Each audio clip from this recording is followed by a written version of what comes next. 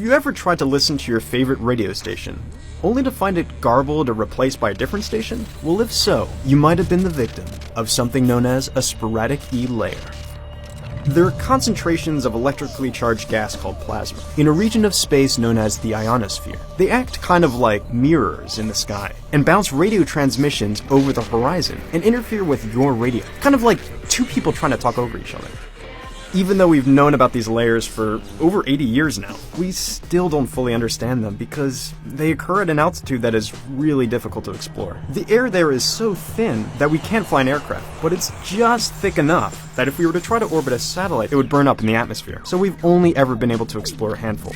Well, one planet where the atmosphere is much thinner is the planet Mars, and one satellite that is currently exploring Mars is the MAVEN orbiter.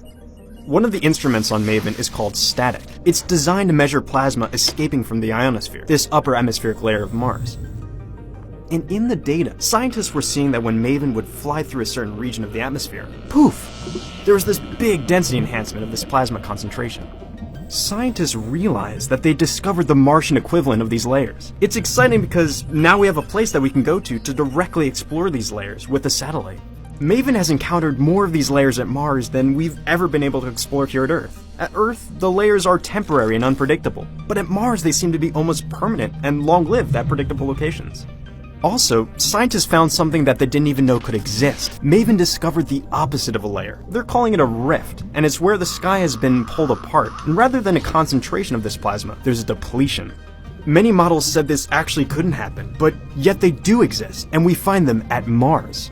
This demonstrates how little we actually know, and how much there still is to discover. These layers are so common, they happen over our heads all the time. You yourself have probably detected one of these with your own radio, even if you weren't aware of it. And who would have thought that one of the best ways to explore them would be to send a spacecraft 300 million miles to the Red Planet?